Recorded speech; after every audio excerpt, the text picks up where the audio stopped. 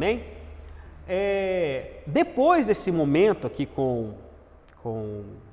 do livro de Josué, nós começamos então a era dos juízes. O que eram os juízes? Os juízes eram homens levantados por Deus para livrar o povo de Israel de seus escravizadores, daquele povo forte que vinha escravizar. O juiz, ele não era um líder de todo o território. O juiz, ele poderia ter sido, por exemplo, pode ter uma nação que escravize todo Israel, que tenta dominar todo Israel, que são as 12 tribos. Só que um juiz pode ser levantado de uma única tribo, de uma única família, de uma única região ali da terra de Israel. E mesmo assim ele ser usado por Deus para libertar todo o povo. Ele liderava também, ele também tinha função de liderança. Só que essa liderança, ela não era necessariamente muito duradoura. Ela poderia ser momentânea ou ela poderia se estender por algum tempo frente àquele povo. Poderia se estender algum tempo, mas ela também poderia ser momentânea, só naquele momento específico que Israel precisou de libertação. Por quê? Porque a ideia do Senhor aqui era que ele governava sobre o povo e que o povo deveria procurar tomar suas decisões, agir diante da sua própria vida, de acordo com a sua orientação de fé diante do próprio Deus. Na verdade, o que Deus tinha aqui é um governo similar ao que nós temos hoje. Nós somos guiados pela palavra e pelo Espírito. Guiados pela palavra e pelo Espírito. Pela palavra e pelo Espírito. Não é pela ordenança da igreja ou do pastor, embora nós devamos observar as ordenanças da igreja e dos pastores, sempre que eles estiverem debaixo do senhorio da palavra de Deus. Você tem que ser obediente ao pastor? Tenha. O pastor está debaixo da palavra de Deus? Tá. Então seja obediente ao seu pastor. Agora, se o seu pastor está desviado, aí você tem que avisar ele que ele está desviado, porque ele é seu irmão. Aí você tem que falar: meu irmão, não, está errado isso aqui, nós precisamos seguir o caminho de Deus, nós precisamos seguir o caminho da verdade. Olha que o texto, esse ensinamento está errado, vamos endireitar o nosso caminho. Então, a Bíblia fala que nós temos que nos advertir mutuamente. Eu tenho que te advertir, você tem que me advertir, eu tenho que te ensinar, você tem que me ensinar mutuamente, mas você tem que respeitar a hierarquia da igreja.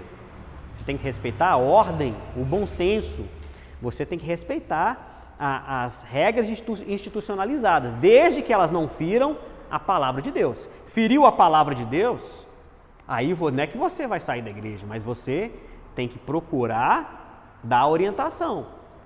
E aí você procura 1, 2, 3 vezes. Se a igreja, mesmo sabendo da verdade, não aceita a verdade, isso quer dizer que a igreja como um todo, não a igreja de Deus, mas a igreja local como um todo, ela está desviada da palavra de Deus. Aí nesse caso você se dirige para outro lugar. Por quê? Porque a igreja está corrompida e ela não quer se arrepender, porque a liderança não quer.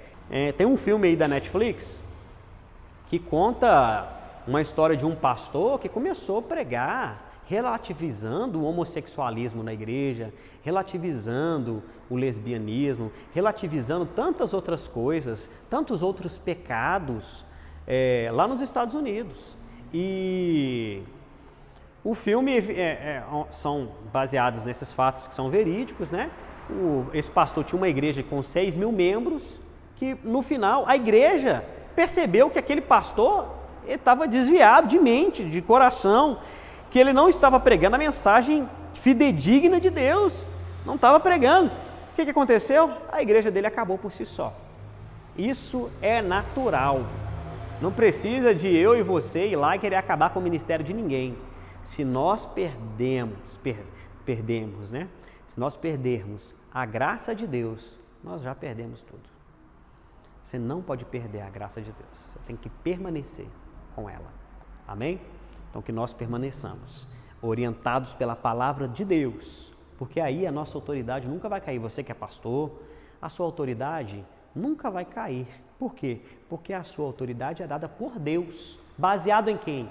Em sua palavra. Assim como Josué. Josué, o que o texto que nós lemos fala? Obediência. Nós lemos o texto? Nós lemos o texto, né? O texto fala sobre obediência. Se você obedecer, onde é que está o texto exato que ele falou isso? Olha só.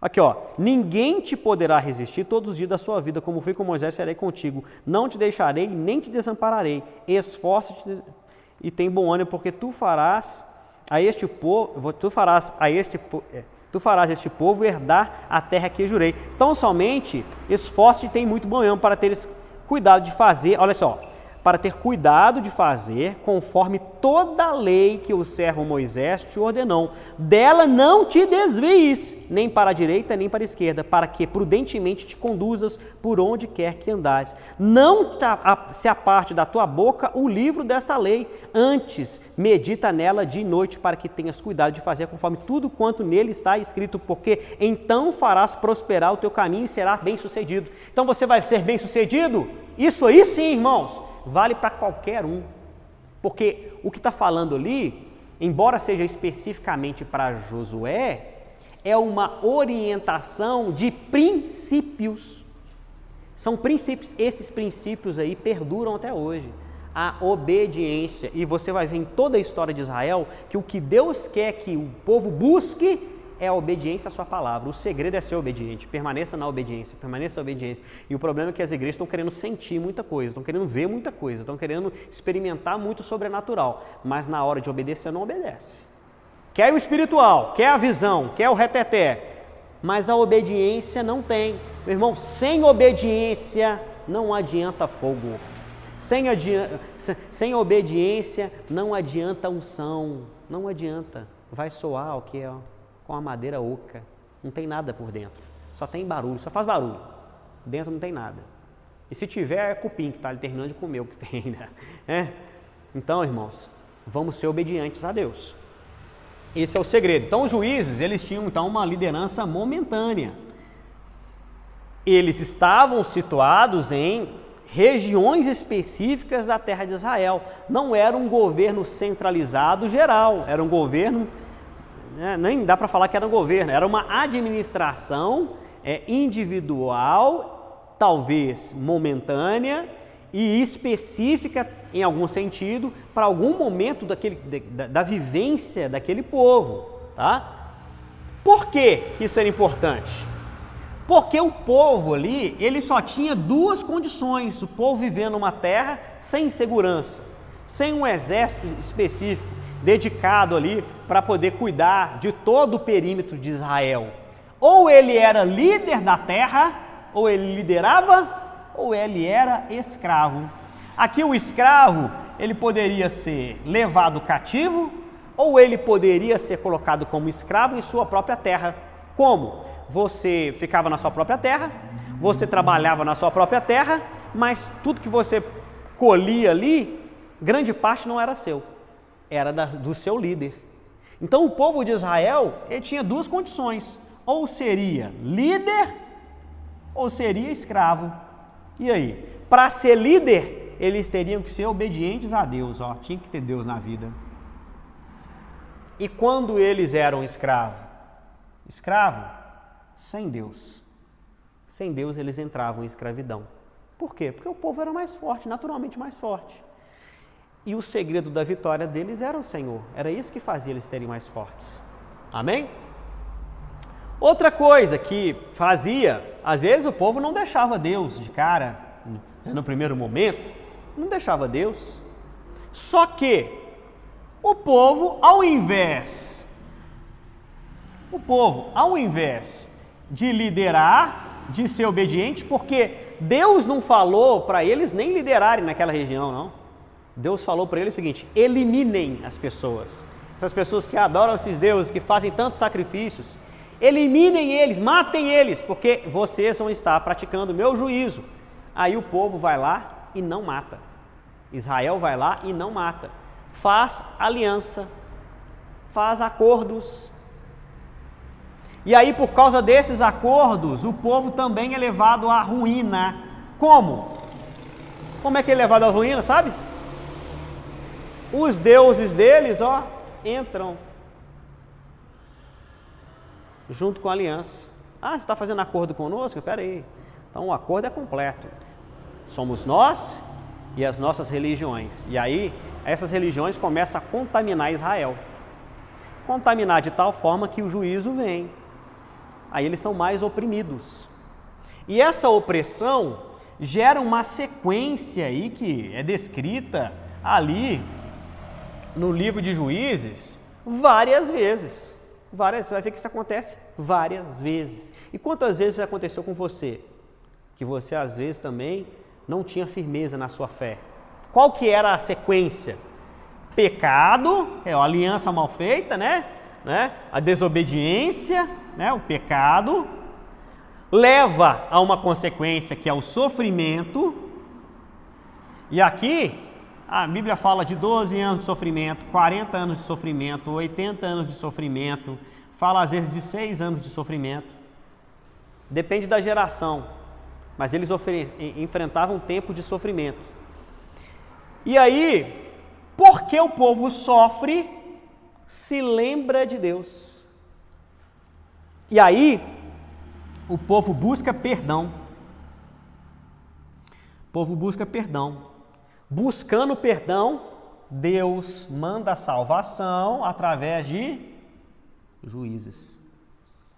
Deus levanta os juízes e os juízes entram corajosamente, às vezes sozinho, às vezes com um exército grande, com um exército pequeno, e eles vão lá, pela força de Deus, e trazem a libertação para o povo de Israel. Então, o livro de Juízes, isso acontece por diversas vezes. Amém? Agora, no material de vocês, tem aí um quadro com os juízes em destaque, né? Os juízes que são descritos ali no livro de Juízes. A gente vai ver aqui, olha, na primeira coluna está falando assim, os povos opressores. Quais eram os povos que naquele momento estavam oprimindo o povo de Israel, né? O povo de Deus. E na coluna da direita, quais foram os juízes e onde na Bíblia está a referência da história daquelas pessoas. Então, por exemplo, o primeiro aí, olha, povo opressor, Mesopotâmia, região da Mesopotâmia. Quem que foi utilizado para a libertação do povo de Israel? Otiniel. Essa história está registrada em Juízes 3, 7 a 11. Depois, Moabe. Moabe é um povo opressor. Quem que é utilizado por Deus para livrar o povo de Israel? Eude. História registrada em Juízes 3, 12 ao versículo 30. Depois, Filistia. Quem é utilizado por Deus para libertar o povo? Sangar. Tá uma menção bem curta em Juízes 3, versículo 31. Depois, na região ali de Canaã, Azor. Débora e Baraque. Juízes, capítulo 4, versículo 1 até capítulo 5, versículo 31. Depois, Midian. Quem que é utilizado para vencer os midianitas? Gideão, em Juízes, capítulo 6, versículo 1 a 8, ou melhor, Juízes 6, 1 ao capítulo 8, 35, tá bom? Abimeleque. Tolá e Jair, está em Juízes 9 a 10, versículo 5. Amon, quem que é utilizado para libertar Israel? Jefité, em Juízes 10, versículos 6 a 12, versículo 7. Povos não mencionados, o que é isso? Esses juízes são citados sem mencionar quem eram os povos que estavam oprimindo Israel. Então, há uma menção só de quem foram os juízes daquela época. Então, Ibizan, Elon e Abidom, está lá em Juízes 12, 8 ao 15. E depois, e mais importante, é o povo mais comentado ali, daquele período, são os filisteus, né? Vai falar sobre Filistia. Já é a segunda vez que eles são mencionados. Esse povo, eles habitavam aquela parte mais ao sul de Israel, a partir de Gaza ali, ó. Tanto que a história de Sansão, que é justamente quem está sendo comentado agora, ela se passa naquela região. Sansão, ele está um pouco mais ao norte ali daquela região, vivendo ali um pouco ao sul de Jerusalém, e ele, com alguma frequência, visitava as regiões do sul de Israel. Consequentemente, ele tinha mais ali acesso aos filisteus. E por isso, a história de Sansão está intimamente ligada também a esse período dos filisteus. Então, os filisteus, pode-se dizer aqui que no livro de Juízes e na sua história, né, nessa história assim, mais arcaica, né, inicial ali do povo, era o principal inimigo de Israel, os filisteus. Então, a própria história de Davi com Golias eram filisteus ali, a guerra era contra os filisteus.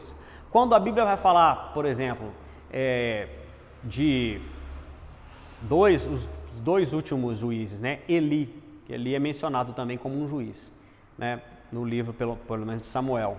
Eli e Samuel, muitas vitórias que eles tiveram, ou guerras que eles tiveram, foram contra os filisteus. Então os filisteus, e outra coisa, irmãos, os filisteus aqui, quando você vai chegar lá na história de Samuel, vai falar ali que em Israel não tinha ferreiro.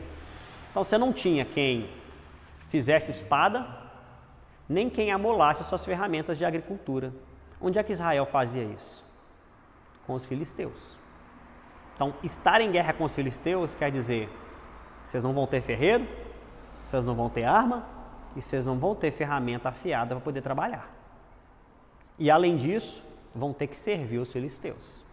Então, Israel precisava estar por cima, porque eles ainda naquela época não detinham a tecnologia de fundição de fogo. Então, o ferro eles não dominavam, os filisteus dominavam.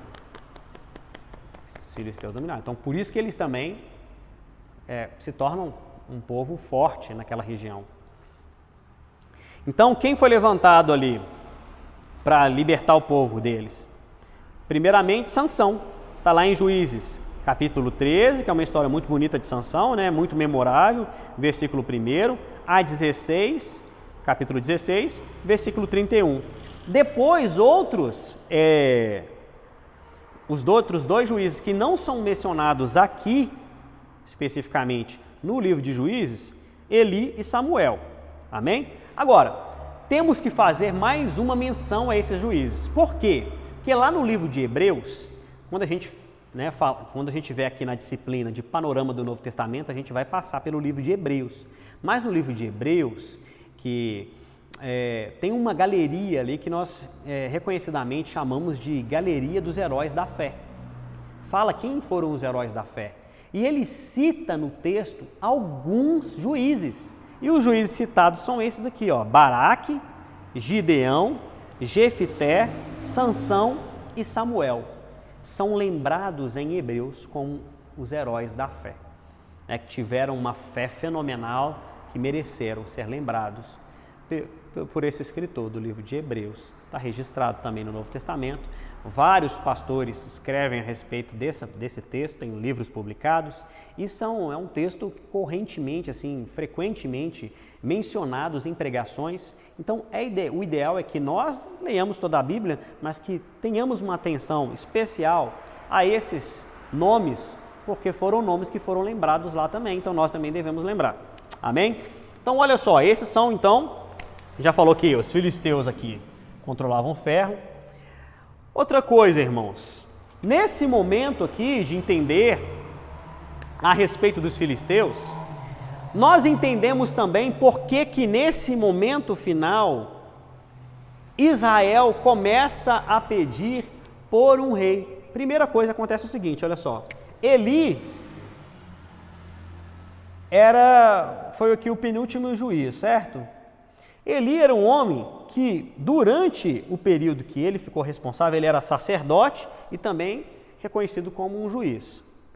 Ele era um sacerdote, só que na sua velhice, principalmente, ele se tornou conivente com o pecado. Por que ele se tornou conivente com o pecado? Porque Rofini e Finéias, que eram seus filhos, estavam já assumindo a função sacerdotal naquela região. E esses homens profanaram o ministério sacerdotal. Como? Se aproveitando dele. Faziam usos indevidos desses alimentos. Eles queriam tirar proveito desse ofício. Esse que era o problema. Eles queriam tirar proveito.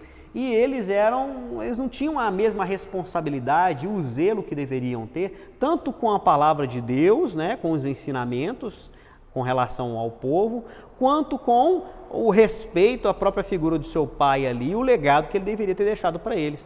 Mas Eli também, ele não advertiu os seus filhos, ele aceitava também, ele aceitava. Por causa disso, a Bíblia conta que, certa vez, eles foram para a guerra e não estava indo bem, e eles tentaram forçar a presença de Deus, os ajudar naquela empreitada de lutar contra os seus opositores. Como? Levando a Arca da Aliança para o meio da guerra. Quando isso acontece, primeiro, eles são derrotados, porque a Arca da Aliança sem um coração sincero não adianta nada. Mesma coisa, Bíblia debaixo do braço, sem um coração sincero não adianta nada. Você ter uma visão espiritual de Deus, você ficar muitas horas buscando a Deus, tá? Sem um coração sincero, não adianta nada. O que Deus quer? Um coração sincero, puro, quebrantado. Quer que você se entregue para Ele. Levaram a Arca da Aliança, mesmo assim foram feridos, foram mortos, e além disso, a Arca da Aliança foi roubada, foi levada embora. A Bíblia conta que Eli ficou ali, né, esperando notícias da guerra ali na sua cadeira. Quando ele recebe a notícia, ele cai. Que seus filhos morreram, que a arca foi, principalmente que a arca foi levada, ele cai. Além disso, antes disso acontecer, ele é advertido 2 vezes que se não houvesse conserto, as coisas iam ficar difíceis para eles. Mesmo assim, ele não toma posição, e aí eles vão à guerra, perdem a arca, seus filhos morrem, aí a notícia chega até ele, a tristeza profunda, cai, desmaia e morre. E aí acaba o ministério de Eli. Deus traz justiça a Hofni e Finéias, e depois a Arca da Aliança é devolvida. A Arca da Aliança é devolvida, porque eles não conseguem permanecer com ela lá, porque eles começam a ter problemas com ela, porque a Arca da Aliança é do povo de Deus, e aí ela é enviada de volta para o povo de Deus. E quando ela é enviada para o povo de Deus, a Arca da Aliança, ela não volta para a cidade deles. Aqui, a cidade que eles estavam aqui era Siló. Não volta para cá, vai para uma residência particular. Acho que é Abinadab, o nome da pessoa que fica na casa dele, certo? Fica na casa de uma pessoa, não volta para a cidade. O material nosso vai dizer que provavelmente essa cidade, ela deve ter sido destruída naquele momento, por isso ela não voltou para cá. Então essa arca, ela não volta para Siló. Então o entendimento que nosso material didático traz é que provavelmente essa cidade havia sido destruída depois daquela guerra. E aí ela fica na casa de Abinadab na detenção ali de Abinadab e sua família, até a época de Davi. Nessa época também, a partir dessa época, já não se fala mais também a respeito de tabernáculo. Então, a ideia que nós temos também é que o tabernáculo foi destruído aqui nessa época. O tabernáculo havia sido destruído. Então, irmãos, Samuel, a história de Samuel, que se inicia a partir desse momento aqui com a morte de Eli, ela é muito bonita. Ela está registrada aqui nos capítulos 5 a 8 do livro de 1 Samuel. E Samuel, o maior mérito dele foi ter sido fiel a Deus. Mas por que só ter sido fiel a Deus? Porque ele cresceu junto com Eli, sob a influência dos filhos de Eli, Ofni e Finéias. Mesmo assim, ele não foi levado pelas más companhias. Mesmo assim, ele percebeu, ele entendeu que Deus queria dele, que Deus queria do seu chamado, e ele desenvolveu a sua história praticando o bem. Naquela época, não havia também ainda institucionalizado um local específico para adoração. Só que ele, de forma sábia, ele colocou pontos de sacrifício a Deus em todo Israel. Ele escolheu cidades para isso e ele viajava até aquelas cidades para fazer sacrifício. Então, ele pensou na organização do povo, ele pensou na organização da adoração e do sacrifício. As cidades eram Mispá, Ramá, Gilgal, Belém, Betel e Berzeba. Além disso, ele criou uma escola de profetas. Então, Samuel, ele tem vários méritos. Ele foi fiel a Deus, ele foi um bom juiz, ele foi um bom sacerdote. Foi uma pessoa que foi íntegro em sua história, nas suas atividades para com Deus. Agora, por quê? A gente até tentou introduzir esse assunto. Por que foi necessário que o povo pedisse um rei? Será que pediu do nada? Não foi, não foi. Como eu disse, Samuel, Eli, Sansão, foram todos homens que estavam ali, foram os juízes ali, próximos ali dos últimos tempos, ali antes de começar a Era dos Reis, e todos eles sofreram pela opressão dos filisteus. Os filisteus, irmãos, eles também tinham uma centralização de poder. Então eles tinham ali umas 3 a 5 cidades principais que eram governadas por reis. E esses reis, eles se uniam em uma organização única desse povo para lutar contra os seus inimigos. Israel, por mais que tivesse a obrigação de estar firme na presença de Deus para que fosse protegido por ele não tinha uma organização central que os protegesse, não tinha um exército unificado que os protegesse. Então, o povo naturalmente ficou vendo aquilo, falou assim, não, nós precisamos de ter um rei, nós precisamos de ter uma organização, nós precisamos, não foi só porque eles não queriam, estavam rejeitando Samuel, não foi só por causa disso. Eles perceberam que eles precisavam de uma união em conjunto, em que tivesse um rei, para que esse rei pudesse lutar. É um medo natural que o ser humano tem, certo? A mesma coisa Moisés lá, Deus falando com ele, vendo Deus, um milagre poderoso na frente dele, falou assim, mas eu vou lá fazer aqui isso que você está me mandando? Você vai discutir com Deus? O ser humano, no seu medo, na sua insegurança, ele discute com Deus. Ele discute, mesmo vendo Deus Todo-Poderoso na sua frente. Então, esse foi o medo do povo de Israel. Só que eles também não entenderam que quando eles estavam fazendo isso, eles estavam rejeitando o senhorio de Deus, porque Deus queria tomar conta do povo. E aí eles pedem um rei. Aí Deus, por causa disso, certo? Coloca à frente do povo Saul. E aí, na próxima aula, nós vamos continuar essa história, comentando sobre essa visão panorâmica do povo de Israel, a partir do primeiro rei, que foi Saul. Amém? Então, que Deus possa abençoar a sua vida e que você possa absorver esse conteúdo. Lembrando que a obediência ao Senhor foi a palavra-chave dessa aula. Assim como foi da outra, Continue firme, servindo a Deus, obediente à sua palavra. É a palavra do Senhor que nós devemos seguir. Essa foi a chave da vitória de Israel, que até hoje, pela misericórdia de Deus, depois de muitas lutas, depois de muitas dificuldades, depois de muitas vezes que eles foram desabrigados, mas hoje ainda eles estão possuindo a terra que o Senhor lhes deu. Glória a Deus por isso. Que você possa tomar posse de tudo que Deus tem para você, estando debaixo da obediência da sua palavra. Amém?